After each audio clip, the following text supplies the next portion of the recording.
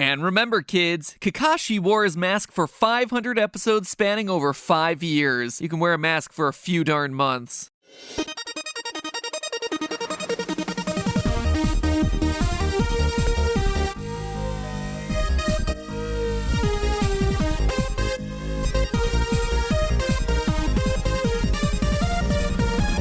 Hello, Internet! Welcome to Film Theory, brought to you today in partnership with Full Sail University. You know, among anime series, fewer have been more culturally omnipresent than Boruto's dad. And it's not hard to see why. Ninjas are just inherently cool. And Naruto struck a sweet balance of comedy and action, with a cast of characters that many of us grew to love. And boy, did we get to spend a lot of time with those characters. The show has been running in one form or another for over 20 years. That's 700 plus episodes of runtime.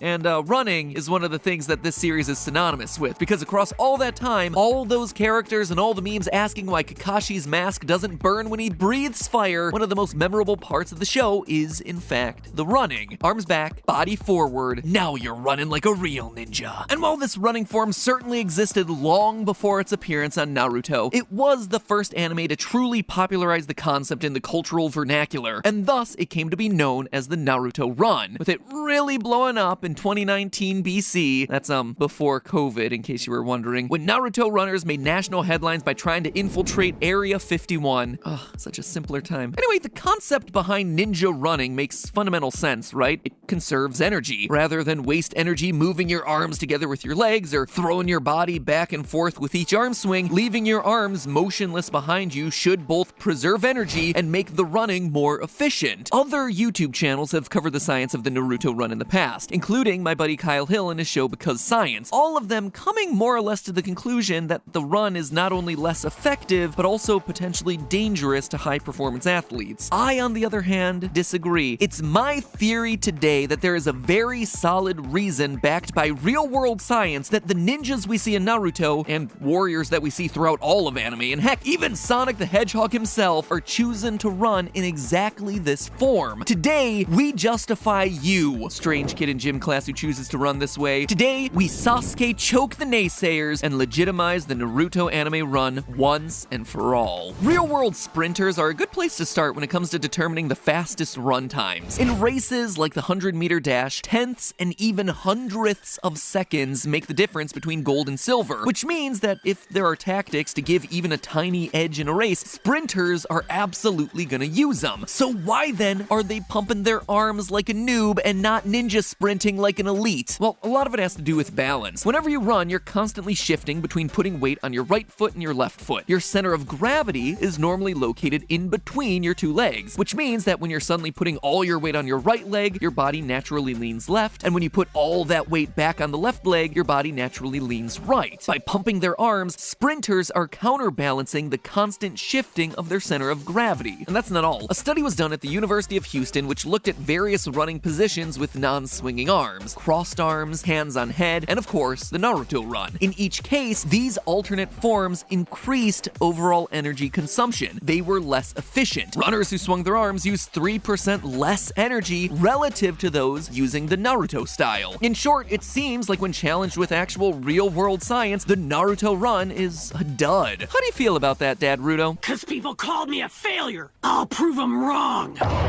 Well, call me Shikamaru, because I'm here to help you do exactly that. You see, most of the upsides of the Naruto Run should be in its more aerodynamic form. The runner is shaped more like a compact wedge, cutting through the air more effectively than a normal upright running position. This form, in theory, is supposed to reduce the runner's overall drag force. Or, I suppose, drag foce, as I apparently mistyped it in the script. Good job, Matt. Anyway, as you run, you're constantly pushing air molecules out of your way. And likewise, those air molecules are resisting against your movement in whatever small way they can. When moving at low speeds, that effect is barely noticeable, right? But the effect gets increasingly higher the faster you go. If you've ever stuck part of your body out the car window while driving down the highway, you know what I'm talking about. The Naruto Run, so the thinking goes, reduces drag force because it reduces your profile, meaning less air is hitting you as you run. Not only that, but it also shapes your body in such a way as to reduce the coefficient of drag by making your body more aerodynamic.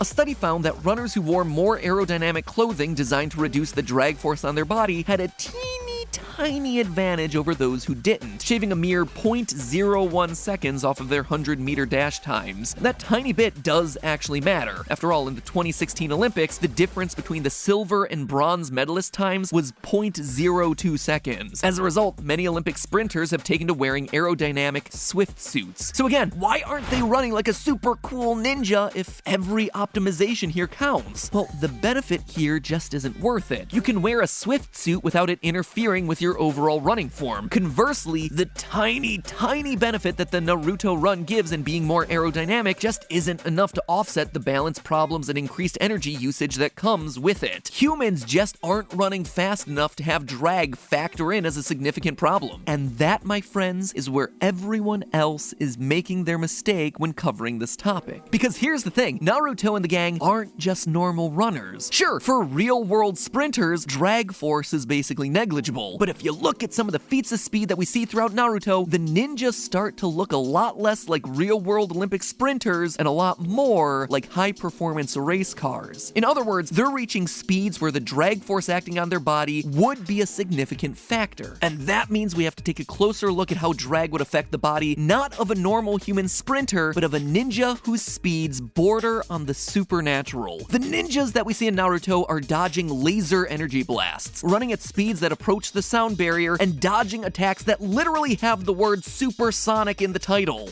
Supersonic slicing wave! Those speeds, drag force suddenly becomes a real drag. Just look at the equation for drag force. Now, you don't have to understand any of this right now. We'll get to it in a minute. But the one thing that I want to call out is right here. Drag force equals a bunch of things times v squared. That's velocity squared, which means that if you're having an object moving twice as fast, it doesn't just double the drag force, it quadruples it. 4 times the velocity means 16 times the drag. That is why the drag force acting on a 25-mile-per-hour or 40-kilometer-an-hour sprinter can be so different from the drag force acting on a race car that reaches 10 times that amount of speed. A study looking at the effects of wind on runners found that the equivalent drag force experienced by a human running at 25 miles an hour or 40 kilometers an hour would be the equivalent of about 9 pounds of force, just around 40 newtons. Far more drag force than any of us will ever experience in our lives, since Usain Bolt, the fastest runner alive, is just barely over that mark. Taking what we know about drag force, that means that Naruto, running with the same normal upright running form at 250 miles an hour or 400 kilometers an hour, would be experiencing a whopping 930 pounds of force acting against him via wind resistance. If he manages to get close to sonic speeds at around 750 miles an hour or 1200 kilometers an hour, that drag force is gonna be magnified to 8,370 pounds of force. That's not just impressive speed, that requires insane amounts of strength. You literally are cutting through thousands of pounds of wind directly blowing against your forward motion. But again, all of that is using a traditional running form. If the Naruto Run is indeed able to reduce that drag force by, say, like, even as low as 10%, that would be the equivalent of him attaching rocket thrusters to his legs, exerting a force of 837 pounds, propelling him forward. So, is the Naruto Run making any sort of difference? Well, let's take a closer look at that drag force equation again. All of this in the beginning here isn't going to change. Velocity is just how fast we're running, and that little thing looking like a P is actually measuring the density of the fluid that we're running through, neither of which are going to be affected by the runner's form. It's really these last 2 variables at the end where we can see the effectiveness or lack thereof of the Naruto Run. The area A here is actually based on the orthographic projection of the runner, which basically just means it's looking at the area of their front, everything that's hitting the air as you run. A runner can reduce that by, wouldn't you know it, crouching down and leaning forward, which is exactly what we see with the Naruto Run. Just by measuring his height in different shots, we can see that leaning forward, he's effectively reducing the height of his orthographic projection and the overall drag on his body by about 1/4, 26% if we're being exact. Coefficient of drag, meanwhile, CD over here, is a bit more complicated to figure out. In fact, the real-world method for calculating coefficient of drag is usually less about plugging numbers numbers into an equation and more about looking at experimental data. And go figure, there just ain't a lot of real-world data on fictional supersonic ninjas. But we can at least get a better idea of how much drag reduction a ninja might be able to get from leaning forward and trying to make their body as aerodynamic as possible by looking at a few comparisons. According to NASA, the least aerodynamic shape was a vertical flat plate, and the most aerodynamic shape was a typical airplane wing. A bullet experiences just 23% of the drag force experienced by the flat plate, and an airfoil experiences a mere 3.5% of the drag experienced by that flat plate, which goes to show that just by having the right shape, you could reduce the drag force on your body by as much as 96.5%. Now, simply leaning forward isn't enough to magically morph your body into the shape of an airfoil, but studies done on skydivers find that depending on how you position your body, you can reduce the coefficient of drag by as much as 30%. And that is in addition to the drag reduction Naruto is already getting from bending over. Factoring both of those into the drag equation, we get ourselves an effective drag reduction of 48.2%, nearly half, which, if he's moving at the near supersonic speeds we talked about earlier, is the equivalent of giving himself an additional 4,335 pounds of thrust when he runs. That is the equivalent of having 2 turbojets strapped onto his body. When you look at it from those numbers, there is no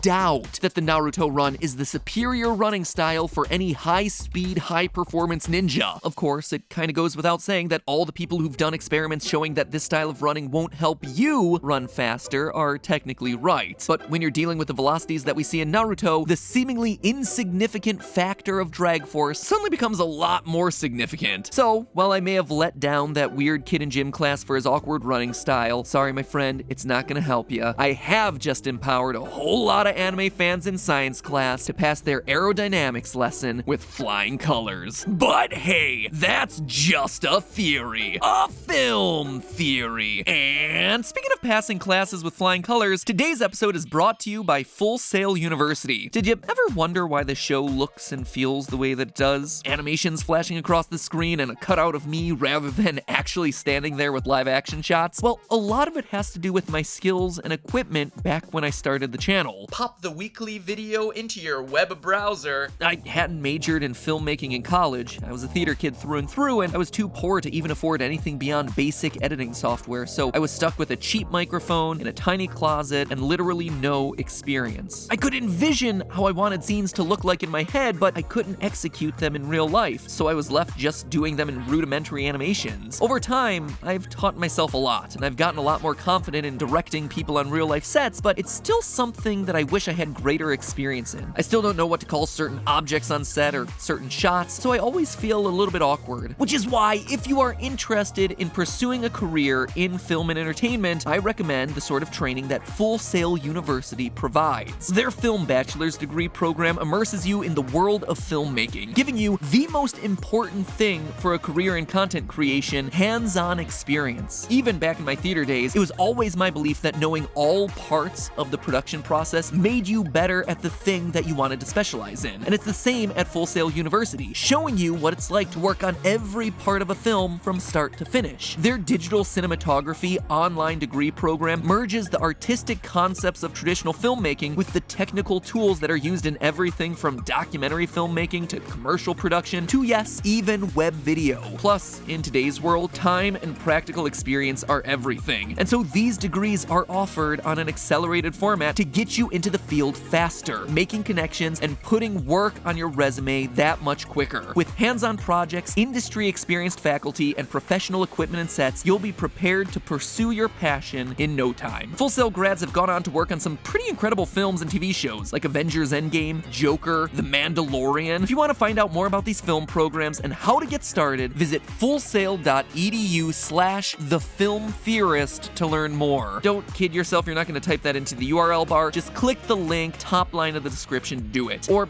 just call up Full Sail University and tell them that Matpat sent you. Just do it. I bet not many influencers tell them to just call up the school and tell them that Matpat sent you, so do it. Just give them a call. With that being said, I'll see you all next week for a very important video and a very special announcement.